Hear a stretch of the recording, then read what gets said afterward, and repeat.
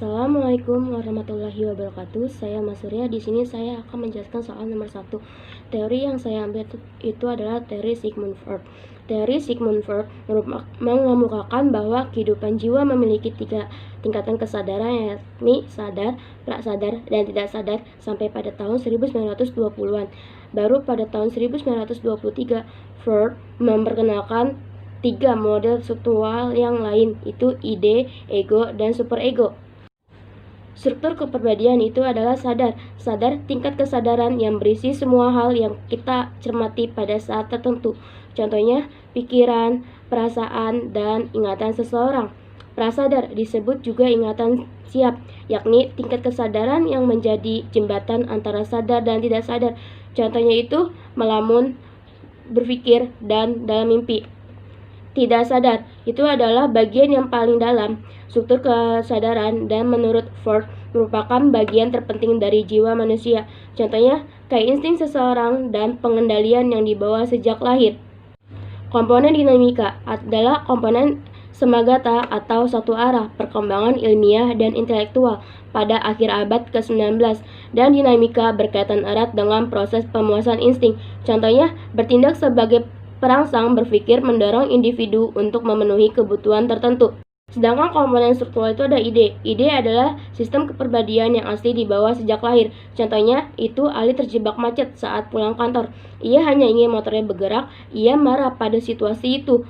Ia lalu memaksakan motornya maju ke depan, tidak sadar bahwa dia mematahkan kaca spion orang ketika dia mendahului mobil-mobil tersebut.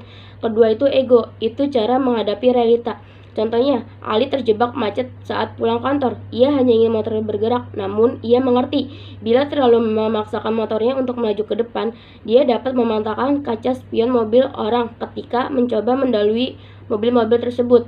Ali memutuskan untuk tidak menyelip. Sedangkan yang ketiga itu superego, adalah aspek moral yang diterima secara sosial. Contohnya itu Andre ingin mencuri kamera milik temannya. Ia memiliki kesempatan dan bisa melakukan tanpa ada yang tahu. Namun Andre mengerti mencuri itu salah. Jadi dia memutuskan untuk tidak mencuri apapun meski ada kesempatan. Komponen sekuensial atau tahapan bagian ini menekankan pada pola gerak maju organisme melalui tahapan-tahapan perkembangan yang berbeda. Contohnya, setiap manusia harus melewati serangkaian tahapan perkembangan dalam proses menjadi dewasa. Sedangkan soal nomor 2 itu, menurut saya, berdasarkan jurnal yang saya baca, mayoritas berpusat pada kasus keluarga yang broken home. Pada hakikatnya, perceraian tidak hanya mengubah struktur keluarga, namun juga dinamikanya. Bahkan jika perceraian itu terjadi, justru menimbulkan masalah baru dalam kehidupan keluarga itu dan hanya menciptakan 2 rumah keluarga baru yang secara permanen mengubah interaksi dan peran keluarga. Perceraian ini tentunya memiliki faktor, diantaranya itu faktor ekonomi, KDRT, atau perselingkuhan yang terjadi pada orang tua siswa.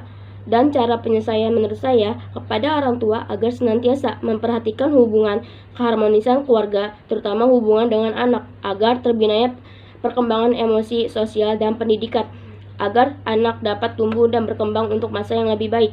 Contohnya adanya perselingkuhan di salah satu orang tuanya. Perselingkuhan ditandai dengan bersikapnya perubahan sikap, merahasiakan sesuatu, bersikap bertentangan, dan berbohong. Sedangkan soal nomor 3 itu, saya ingin menjadi pengelola keuangan di SMPN 1. Yang diamati adalah manajemen keuangan dari dana bos maupun dari siswa. Dikarenakan banyak pasti keluaran tidak terduga. Dalam hal itu, pengelola keuangan harus mengelola keuangan dan bisa memanage keuangan yang dari dana bos maupun dari siswa. Sekian, terima kasih. Wassalamualaikum warahmatullahi wabarakatuh.